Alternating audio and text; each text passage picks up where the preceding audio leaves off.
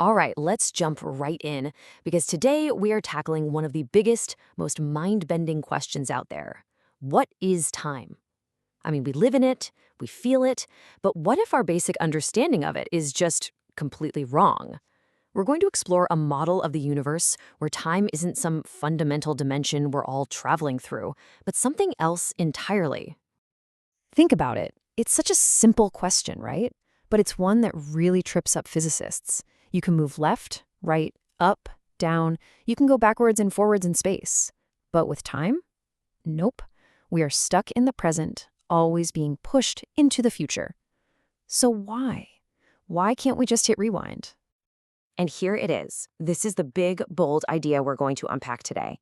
And it comes from a fascinating synthesis of modern physics.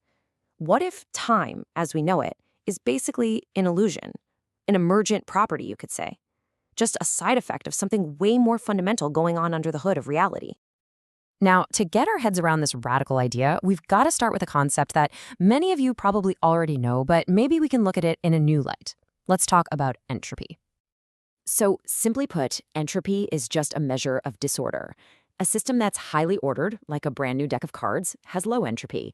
A system that's messy and chaotic, like that same deck after you've thrown it up in the air, has high entropy. And, well, it turns out the universe really prefers chaos. And this right here, this isn't some friendly suggestion. It is one of the most solid, unbreakable laws in all of physics. Systems just naturally go from a state of order to disorder. It is the engine that drives all change in the entire cosmos.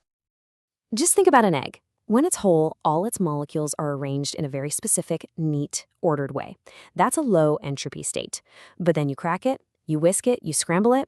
You've just ripped apart all those neat structures and created a way more random, jumbled up mess. Bam! You've just massively increased its entropy. And can you put it back together? Of course not. Not a chance. You can't just magically get all those millions and millions of molecules to line back up into their perfect original spots. For all practical purposes, that process is completely irreversible. And this is our first huge piece of the puzzle. The feeling we have of time flowing in just one direction, from the past, through the present, and into the future, is really just us experiencing the universe following that second law. The past is just a memory of a lower entropy state, and the future is the inevitable march towards a higher entropy one. Okay, so if time is basically just keeping score of rising entropy, then what is the stuff that's actually getting disordered? Let's move on to the next piece because this is where it all starts to connect, the incredibly deep physical link between matter and information. The legendary physicist John Archibald Wheeler summed it up perfectly with this amazing little phrase, it from bit. His idea was that every physical thing, every particle, every force field, every single it in the universe gets its existence from information, from simple yes or no questions, from bits. And what's so cool is that physics totally backs this up. Take a look at the Boltzmann-Shannon equation on the screen. It directly links entropy, that's the S, to the number of possible states a system can have, the omega. That's fundamentally an informational idea, right? The more possibilities there are, the more information you need to describe the exact one. Then you've got Landauer's principle, which gives this whole idea a physical punch. It proves that erasing even a single bit of information has a real-world energy cost. It has to release a tiny puff of heat, which, you guessed it, increases the entropy of the universe. So information isn't just some abstract idea, it's physically real. Matter and information are really just two sides of the same coin. Okay, so matter is information. The increasing disorder of that information gives us the sensation of time. But where does gravity fit into all this? This is where things get truly wild, especially when we start looking at the most extreme things in the universe, black holes.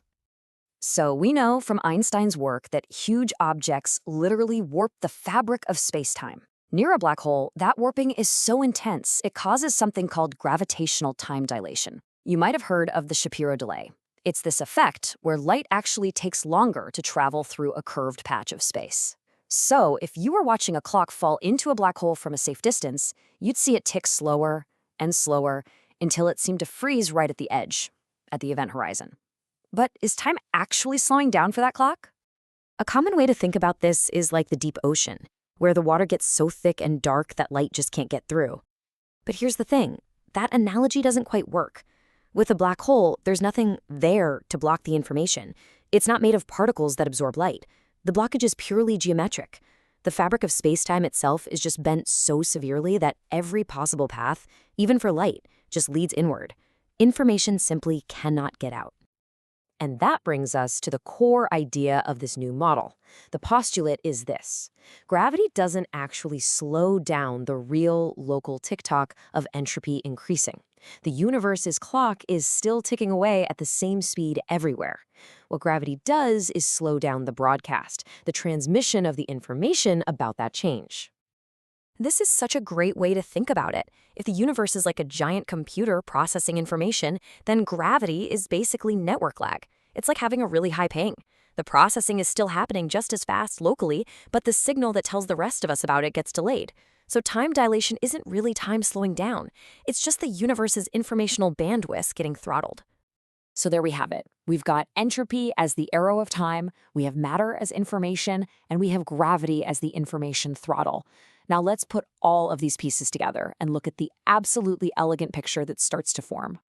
And the key thing here is that this isn't just one person's fringe theory. This is a convergence. It's a meeting point for a bunch of different lines of research from some of the smartest people in physics. You've got Wheeler's If from Bit, you've got the work on thermal time from folks like Connes and Ravelli, you've got Eric Verlinde's ideas about entropic gravity, and of course, Landauer's principle. They're all pointing in the exact same direction. So here is the really powerful, simplified model you get when you put it all together. In this new view, matter is the information.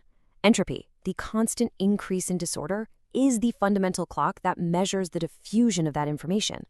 And gravity? Gravity is the bandwidth control. It's the knob that determines just how quickly news about those changes can travel across the universe. Okay, so let's put this new model to the test, right? If it's any good, it should be able to solve some of the classic old problems and paradoxes. So let's take a swing at the biggest one of all, time travel. Ah, yes, the grandfather paradox. You know how it goes. What happens if you go back in time and, say, prevent your grandfather from ever meeting your grandmother? If you do that, how could you have ever been born to go back in time in the first place? It creates this impossible causal loop. Well, in our new model, going to the past isn't like walking to another room. The past isn't a place. It's a very, very specific low-entropy arrangement of all the information, of every single particle in the entire universe. So to go back, you'd have to somehow grab every one of those particles and force it back into its previous state. You'd literally have to unscramble the whole cosmic egg. And what's the chance of that happening? Well, physics actually gives us an equation for it. And the answer is a number so ridiculously, astronomically close to zero that you might as well just call it zero. It is, for all intents and purposes, completely impossible. The number of possible disordered states is just so mind-bogglingly vast that the chance of the universe just happening to fall back into a previous, more ordered state is, well, it's basically zero. The grandfather paradox can't happen because you can't even get started. And really, that's the profound takeaway from all this. Time isn't some river that we can sail up or down. It's more like the wake left behind by the irreversible tide of growing cosmic disorder. The past isn't some lost country you can book a ticket to. It's an unrecoverable arrangement of information, a state that, once it's gone, you simply can't restore. And that, well, that might be the truest thing we can possibly say about what time really is.